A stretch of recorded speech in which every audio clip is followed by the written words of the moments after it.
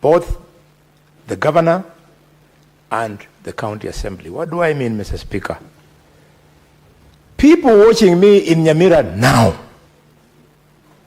want us to respond to the concerns by the county assembly. Nowhere in the jurisprudence of this country have we ever tested the issue of who is voting at the 2/3 majority. What do I mean? You all know, in this house, we have been voting with the threshold of 24, even when our brother, the late Cheptumo, was gone. Now, what has been brought by the county assembly, they are telling us, please remember there were 3 MCAs who are not in that county assembly. This is the time for us to prosecute that, and therefore we should give parties an opportunity to prosecute that matter. We see which way it should go, so that, colleagues, we guide county assemblies. We even guide this Senate, that what shall we be doing in the event members are not in plenary. Number 2, Mr. Speaker, again, parties have invited me on the issue of voting by proxy. You all speak good English. Voting proxy simply means a member of a team, like the one in the county assembly of Nyamira, asking another member to vote for him specifically in the same manner he would have voted. Let's not be emotional. Even in this house, we normally ask the leader of the delegation to tell the appointed the delegation to vote exactly in the manner the leader of that delegation would have voted. So we need again to hear submissions from both parties so that it would help us to know in the future how shall we be handling this kind of issue. My final point, Mr. Speaker, again invited by both parties, is that they talked about letters. We didn't know letters were brought. This is the time for us to allow them to prosecute the matter, to show us these letters, just in the same way we did in Kericho 2, and those ones who thought this had not taken place, they were given an opportunity. Mr. Speaker, finally, but not least, the county assembly has come here for justice, looking for justice. So has the governor. It is therefore makes us stronger, more credible, more fatherly by hearing both. Let the PO be determined after we have heard the whole manenos, the whole issues. Then we make a decision. I want to defeat in my submission the points raised by the Senator of Kericho, leader of majority. It is bigger than what you think. Kericho 1 was straightforward. Kericho 2 was straightforward. This one, both parties are not in agreement. In Kericho 1, we all remember, both parties were in agreement about the number of MCAs who had participated. For your information, leader of the majority, if you go by the presentation by the governor, it means 23.3 people voted, which we round to 24. But if you go by the persuasive argument by the county assembly, it means in the absence of those 3, only 21.3 people voted, rounding it.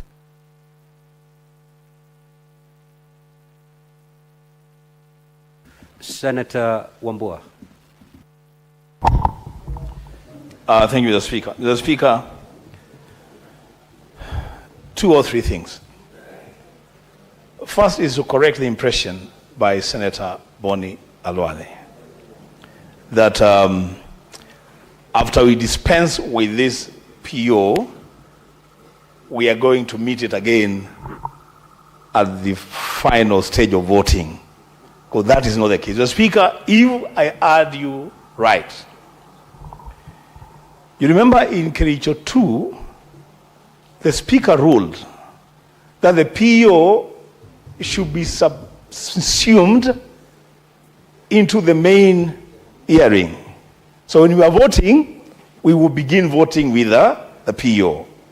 For now, what the Speaker has asked us to do is to vote on the PO, dispense with that matter here, and we are not going to meet the PO at another given time. So that should be very clear to members. That if we are done with it here, we are not meeting it again. Mr. Speaker, I asked lawyer Katwa Kigen a question, and I wanted to learn from him. I'm afraid I did not learn a lot. At what point does a membership of an assembly determine? Mr. Speaker, you cannot tell me that a constitutional and legal requirement is a moving target.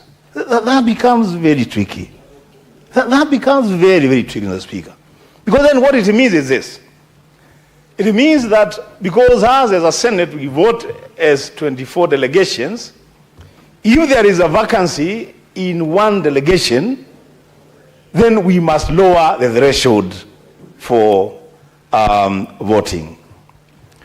It means, Mr. Speaker, because the requirement for a presidential election is at least 24 counties, then if for some reason one of the counties does not participate, then we should lower that threshold.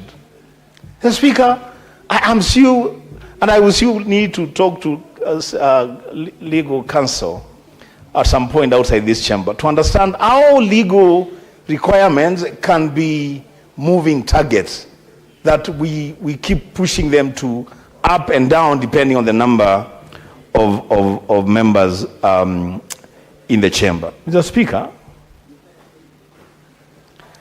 on the issue of the second PO on proxy voting, again, Senator BONNY got it all wrong. The voting in the Senate is by delegates. We don't have delegations in county assemblies. So it cannot be that a member of a county assembly representing one ward can ask another member of the same county assembly representing a different ward to cast a vote on behalf of that ward. That becomes a bit complicated. Mr. Speaker, I've listened to the majority leader, I've listened to the minority leader, I've listened to submissions from colleagues, and I've heard one thread that is running across: the search for justice. The county assembly wants justice from the Senate. The governor of Nyamira wants justice from the Senate.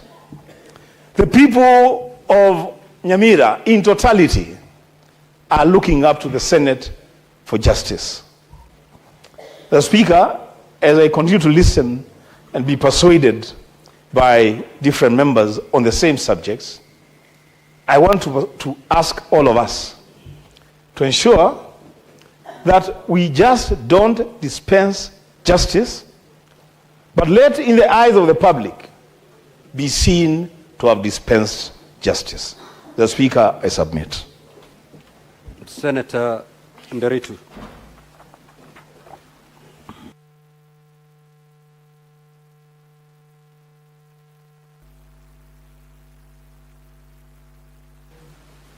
Asanti Bwana Spika kunipa fursa hii.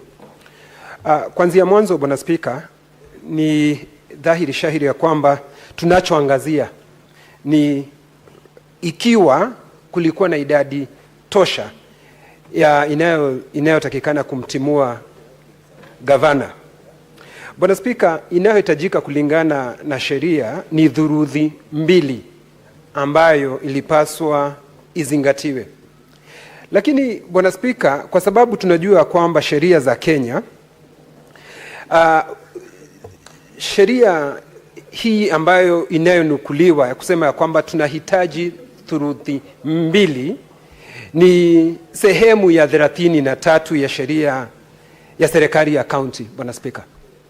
Lakini Bwana Spika, vile vile hata ijapokuwa kwa tukiangazia hayo na vile kumesemekana ya kwamba haki ni mpaka ifuatwe, Bwana Spika, katiba ya Kenya katika kipengee cha 159(2)(d) kinasema ya kwamba haki itolewe bila kujali mno taratibu za kiufundi. Bwana Spika, vile ambavyo tungelitaka hata ijapokuwa Bwana Spika tunazingatia idadi, na tukiangalia vile ambavyo sheria ziko Bwana Spika, hii ni sehemu tu ya sheria za county Bwana Spika, na vile ambavyo katiba ya Kenya inasema ni ya kwamba tusifuatilie mno Bwana Spika taratibu za kiufundi Bwana Spika, na kwa sababu katiba ndiyo sheria ambayo inapaswa kufuata, sheria zile zingine zote zifuatwe, ni sisi hapa tuangazie Bwana Spika ya kwamba haki itendeke, na si haki kutendeka, haki inapaswa kuonekana ikitendeka Bwana Spika. Nimeketi hapa katika seneti hii tulipokuwa tukiangazia Bwana Spika hizi wakati kaunti ya Nyamira walikuwa na vikao katika sehemu tofauti Bwana Spika. Kwa hivyo mimi ningelitaka ya kwamba sio tu tufanye mambo hapa tukifuatilia vile ambavyo nimesikia ndugu zangu wakisema